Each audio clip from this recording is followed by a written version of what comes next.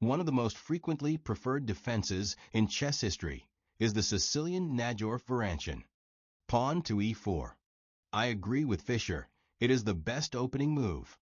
It immediately places a pawn in the center, controls critical squares in the opponent's territory, creates future attacking opportunities, and opens the path for the queen and bishop. Pawn to c5. Instead of a symmetrical reply, like pawn to e5, it indirectly looks at the center. The imbalanced pawn structure prepares the ground for tactical positions. Knight to f3. It does not want to be disturbed on f6 shortly, and it also opens the bishop's path. Pawn to d4.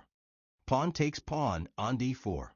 Black obtains a numerical advantage in the center. This is a medium and long-term advantage, but some difficulties must be overcome to make use of it. There is also pressure possible on the semi-open c-file. Pawn takes pawn on d4, and knight takes pawn on d4.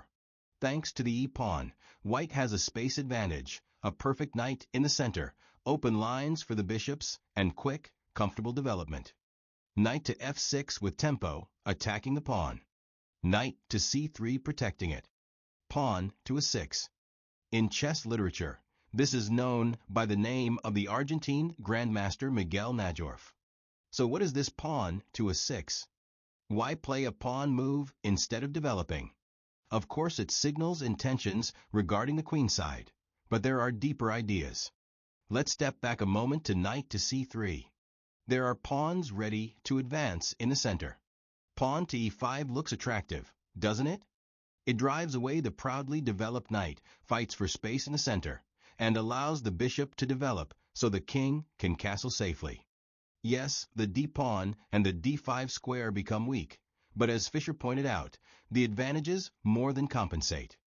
So why was it not played immediately, and instead prepared with pawn to a6? Najdorf understood this. Playing pawn to e5 right away would not be an exaggeration to call a positional mistake. Why? Knight to c6 would lose material immediately. What about bishop to d7?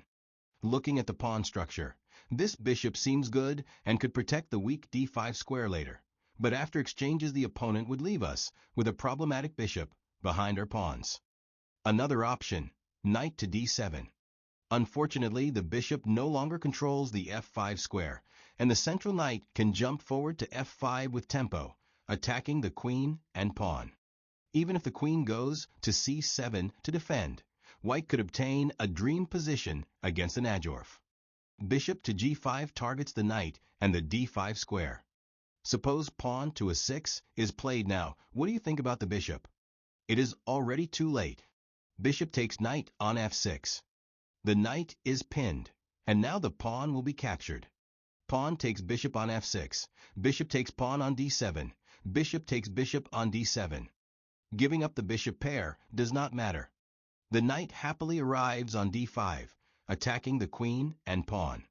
Weak pawns remain, the king side becomes problematic, and the opponent has only one minor piece to control this square, while we have two excellent knights. A winning position. So pawn to a6 after knight to c3 is actually about the d5 square, even if it looks unrelated. Remember, back then there were no computer preparations. This required months, maybe years of work. Even today's super chess engines approve it, and it remains one of the most preferred systems among grandmasters and world champions. Thank you very much for watching. You can support the channel by joining, liking, subscribing, and commenting. See you in the next videos. Take care and stay with chess. And of course, you can write in the comments whether you prefer the Sicilian Najdorf in your own games.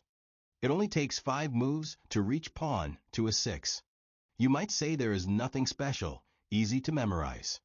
But consider this. If your opponent skips pawn to a6 and plays pawn to e5 after knight to c3, if you understand the ideas, you can naturally find bishop to b5, no memorization required.